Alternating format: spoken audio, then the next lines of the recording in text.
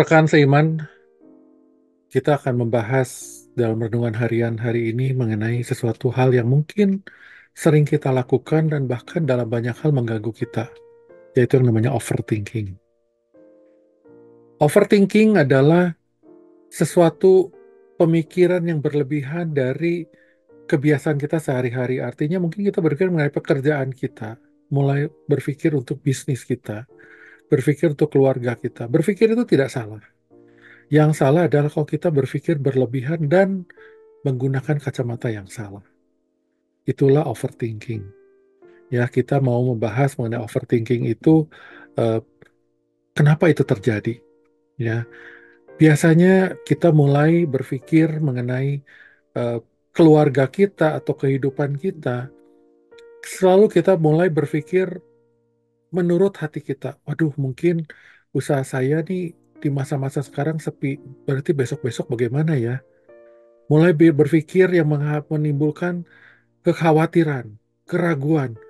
Wah, jangan-jangan nanti di bulan depan atau 3 bulan ke depan usaha tambah sulit. Hidup saya makin tidak pasti. Kita mulai ragu, ya. Atau dalam keluarga kita juga, kita punya anggota keluarga, anak kita mungkin yang sedang sekolah, kita mulai muncul keraguan. Waduh, anak kita nih nanti dengan situasi yang tidak pasti seperti sekarang, apakah masih bisa berkarir dengan baik, bisa mandiri dengan baik?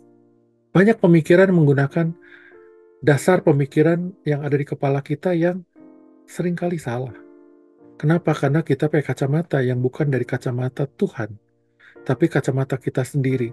Sehingga overthinking ini sometimes berakibat negatif buat diri kita, buat kita khawatir, ragu. Bahkan banyak orang jadi susah tidur. Mulailah muncul rasa anxiety, ketidakpastian, keraguan, kekhawatiran yang berlebihan, dan berujung sakit. Nah, kita harus bisa melihat dari kacamata Allah. Saya akan melandasi dari satu bacaan, yaitu dari Ibrani 11 ayat 1 yang isinya adalah iman adalah dasar dari suatu pengharapan kita dan bukti dari sesuatu yang tidak kita lihat. Kata-kata ini sangat kuat dan sangat jelas. Perunutan cerita di bawah dari Ibrani 11 ini menunjukkan begitu banyak contoh iman yang terjadi di masa-masa yang lalu. Bahkan kita tidak usah berpikir terlalu jauh. Kita sendiri sudah mengalami begitu banyak pengalaman iman yang kita sadari penuh ataupun tidak. Setidaknya kalau kita masih duduk hari ini di sini, bisa mendengar renungan ini, itu tandanya bahwa Tuhan sudah melindungi kita dalam pandemi yang lalu. Ya, mungkin kita ingat pandemi COVID tahun 2020, ya, kira-kira di sekitar April, Mei, Juni sampai akhir 2021. Pada saat itu tidak ada satu negara pun yang siap menghadapi itu. Tentunya kita khawatir, kita bingung, wajar sekali. Tapi kepercayaan kita sudah membuktikan bahwa Tuhan sudah melindungi kita sampai hari ini.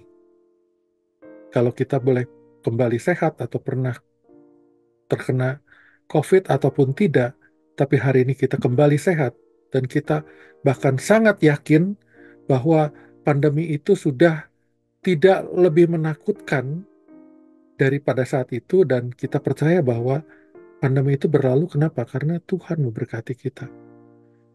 Itu udah satu contoh bahwa Tuhan melindungi kita dan kita tidak perlu ragu untuk masa depan kita. Kita tidak perlu overthinking mengenai hari esok kita. Satu contoh lagi yang mungkin sangat clear adalah akhir tahun nanti GKI Kebonjati akan menginjak usia ke 100 tahun, centennial. Itu adalah bukti bagaimana Tuhan sudah melindungi gereja ini dan seluruh jemaatnya hingga hari ini menginjak tahun ke 100.